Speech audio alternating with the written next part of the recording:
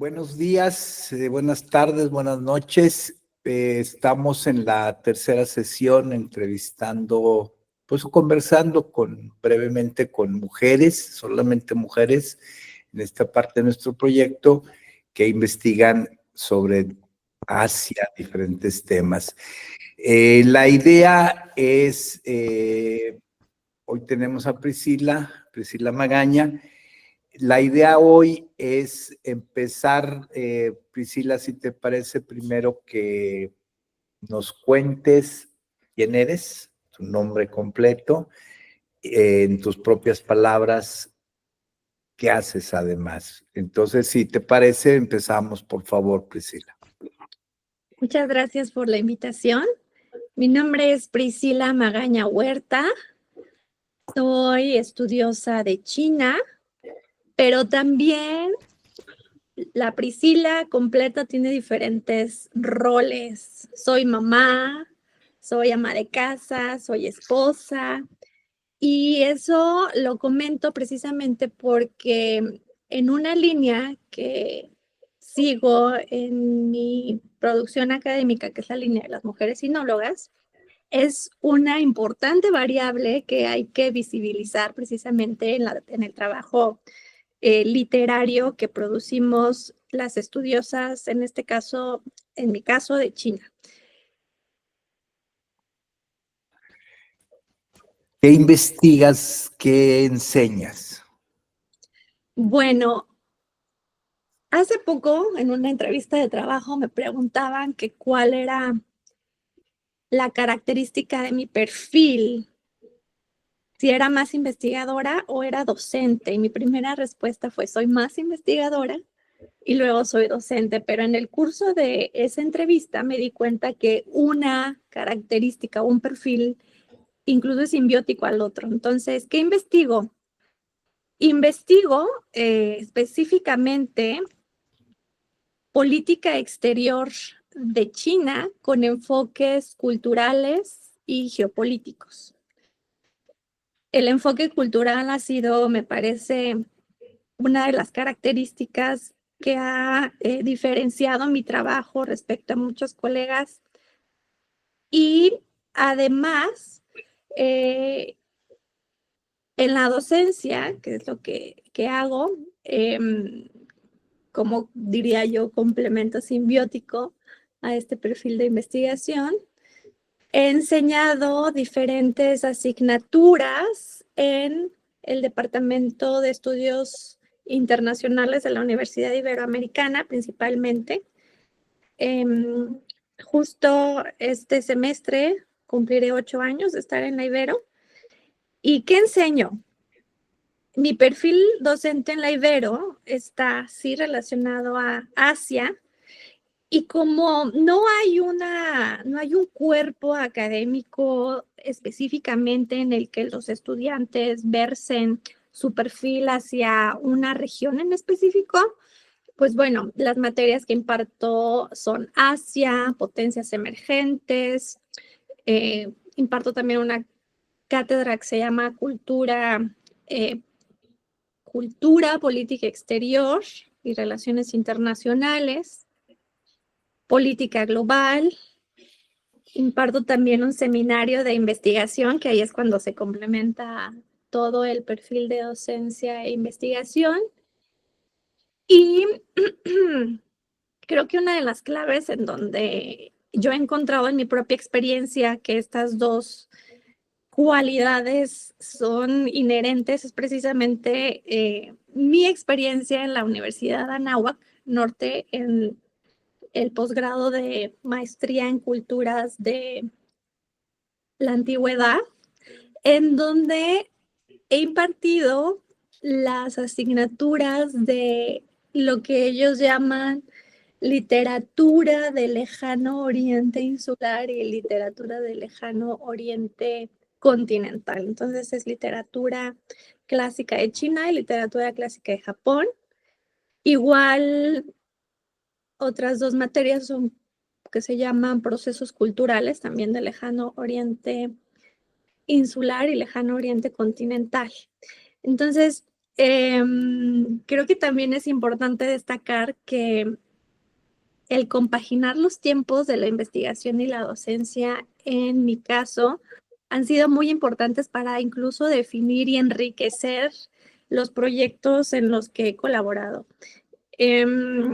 Justo porque el tener que dedicar un tiempo muy importante a la planeación de un curso, lo he aprovechado precisamente para poder maximizar mi aportación en ciertos proyectos. Sí. Muy bien, Priscila, y ya nos dijiste tus intereses, tu área de estudio. No sé si con si decir si eres sinóloga o te enfocas a estudiar China, si con eso te estoy limitando. Ahora, en tu área, ¿cuáles son los temas que consideras importantes para el estudio sobre este país? Aunque no necesariamente tú los estés estudiando o investigando, pero sí, ¿cuáles temas destacarías? Historia, filosofía, lengua. Creo que ahora veo, ya unos años adelante, unos años después de haber cursado la maestría de estudios de Asia y África en el Colegio de México en la especialidad de China, ya veo que sí son los pilares para poder interpretar a China en sus diferentes facetas. Tener este pilar en las humanidades es esencial, puesto que si nosotros como sinólogos podemos o debemos interpretar y explicar diversos fenómenos relacionados a China, ya sea desde las relaciones internacionales, la economía, incluso otras áreas inherentes a la sociología, por ejemplo. Y lo digo porque he participado en comités tutorales en estas disciplinas. Sí es necesario, incluso en economía, y ahora hay temas muy en bogas entre tesistas que están relacionados a la iniciativa La Franja y la Ruta, la presencia de empresas mineras o de inteligencia artificial o empresas automotrices. Todos esos temas de vanguardia y que están considerados como básicos para poder entender el presente y el futuro del papel de China en la escena internacional, sí necesitan tener esta perspectiva más humanista de ciencias sociales, de la construcción de lo que ha sido China. Y eso me ha permitido ver ciertas características que han incluso destacado perfiles de colegas de mi generación. Entonces, aquellos que sí tienen una formación en estudios de China y aquellos que, por ejemplo, en mi área, en mi disciplina de relaciones internacionales, tienen posgrados en relaciones internacionales, pero se dedican a estudiar a China, sí tenemos diferentes enfoques. Entonces, desde mi punto de vista, sí es tan necesario estudiar historia, como decía, idioma, filosofía, sobre todo filosofía, si queremos entender la política china. Pues sí, por supuesto, esto es un plus y bueno, si se es experto en muchos otros temas, aristas y enfoques para poder entender a China, pues se enriquece todavía más las capacidades del perfil académico. Priscila, una de los aspectos que sobresalen lo que nos has platicado, todos muy interesantes, pero yo creo que para las mujeres es muy importante cómo has puesto en el centro que eres madre, que eres esposa, no solamente que eres una investigadora. y es pues todo esa multidimensionalidad que tú en lo personal tienes, que las mujeres en general tienen que enfrentar día con día. Por favor, cuéntanos cómo ves tú a las mujeres chinas, sin abusar de la generalización, o en algún sector, o por ejemplo, no sé, ¿cuál es tu perspectiva sobre las mujeres en China? Mi perspectiva sobre las mujeres en China en general, En general, hoy en día. sí.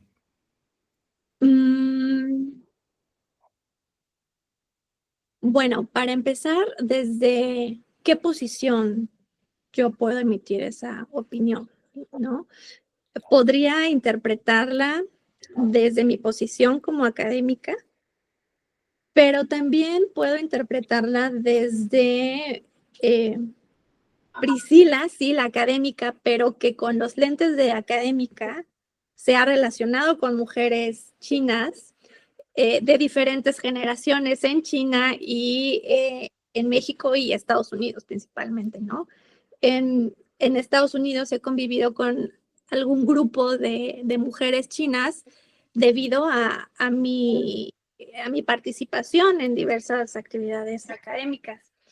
Entonces, sería muy complejo dar una opinión de las mujeres en China, pero sí me gustaría dar una opinión sobre el cúmulo de diferentes grupos de mujeres en China.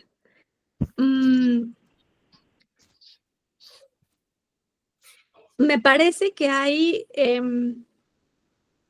un eje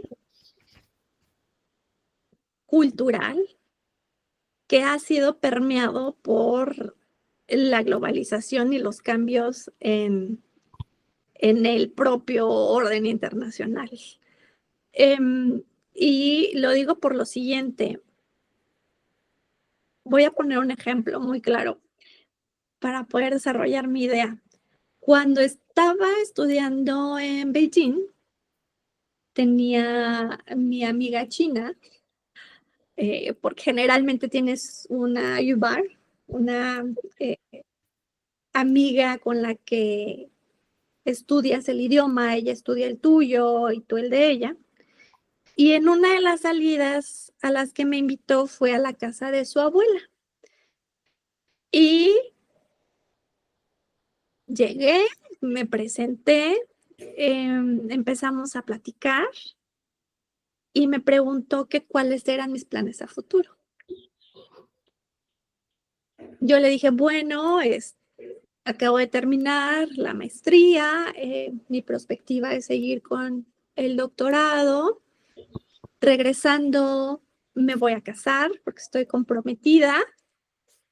¿Y te gustaría tener hijos? Me preguntó así, ¿te gustaría tener hijos? Le dije, sí, sí me gustaría tener hijos.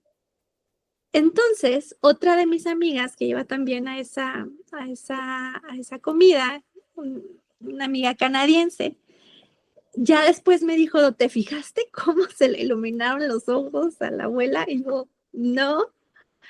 Y dice, no, pues es que eras como el ideal de lo que la mujer china debe ser, ¿no? Sin embargo, ya 10 años después de esa experiencia, me doy cuenta de las muchas tensiones que hay para poder desarrollar ese papel que por la cultura confuciana y nuestra cultura machista mexicana se nos impone otra vez pues todo un sistema de creencias a lo largo de la crianza. Y esas mismas tensiones yo las he avistado con mis amigas chinas que viven en México y en la literatura contemporánea china. Entonces, incluso para mí es muy, incluso de verdad, irrisorio que ver que hay ciertos productos culturales chinos, taiwaneses también, que reflejan esas tensiones en una dinámica de matrimonio, ¿no? Y considerando que son industrias culturales y todo lo que conlleva en la tergiversión de estereotipos, pues sí reflejan una realidad a la que los consumidores nos identificamos.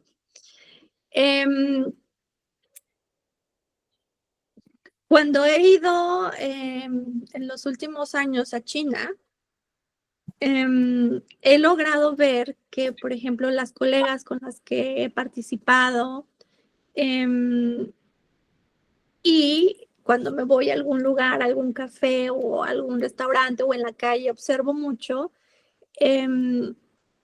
sobre todo a las mujeres jóvenes, sí se observa que el ideal también, de cierta manera, está cambiando el ideal de esta mujer y la respuesta a las exigencias sociales de esta mujer.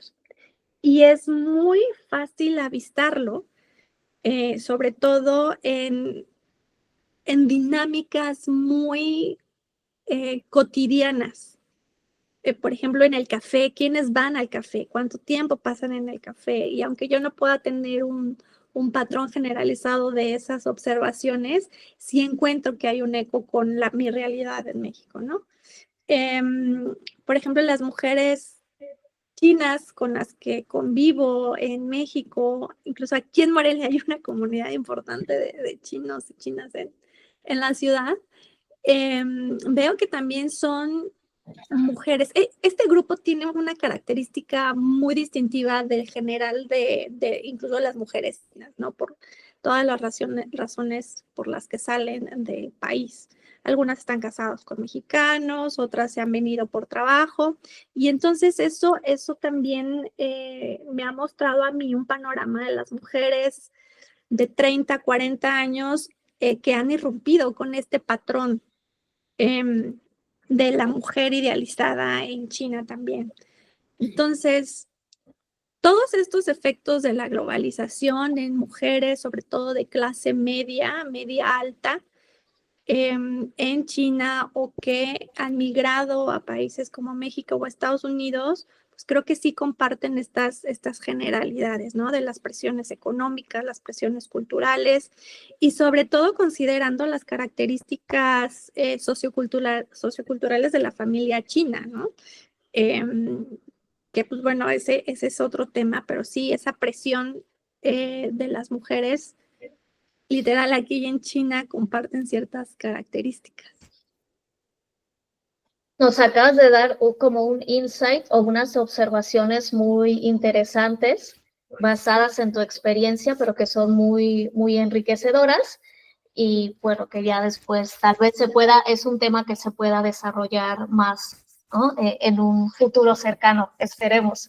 Y bueno, para finalizar, nuestra última pregunta es más bien pedirte una recomendación de algún libro que hayas leído, bueno, no sería recomendable, en el que no hayas participado, pero que te haya tocado leer y que digas, lo recomiendo por el enfoque tan innovador, porque presenta estos puntos, etcétera. Ok, bueno, uno que de verdad me ha enganchado es el libro de Xiang Shuchen. Es una filósofa china en la Universidad de Xi'an en Xi'an, y ella tiene varias obras, pero el que a mí más me ha fascinado se llama Chinese Cosmopolitanismo chino. Es una propuesta de filosofía o de repensar el confucianismo justo a partir de las necesidades contemporáneas a las que se enfrenta China en este contexto de competencia con Estados Unidos. Entonces, ese libro a mí me voló la cabeza y precisamente di con él gracias a un proyecto en el que participo, de hecho el profesor Aro también, sobre repensar el confucianismo en el desarrollo, en el proceso de desarrollo de Asia. Y Además, el plus de esta obra es que está escrito por una filósofa china. Y además es una persona muy accesible. Justo estoy por comenzar un proyecto que se ha venido planeando en estos meses en el marco de la Asociación Mexicana de Estudios Internacionales, en el que proponemos a ciertos académicos y académicas chinas para dialogar sobre su producción intelectual. Y ella fue una de las personas que más rápidamente contestó. Y eso me permite decir, además, por la forma en la que se expresa en su correspondencia electrónica, que es súper accesible, ¿no? Que también me parece que por ser o por tener este perfil de académica joven, pues también tiene este deseo de poder dejar una huella. Y de verdad que ese libro me parece que es desde mi muy humilde opinión, uno de los pilares que podría cambiar los enfoques filosóficos en la ciencia política china. Pues muchas gracias, Priscila. Muy interesante recomendación que trataremos de adquirir para leerla, ¿no? Y enriquecer nuestro conocimiento. Y pues, doctora, ¿no? ¿Algo más? Su micrófono. Pues muchísimas gracias. Ha sido muy enriquecedor y esperamos pues que salgan muchas cosas a partir de este momento. Muchísimas gracias. Muchas gracias a ustedes, de verdad, muy agradecida.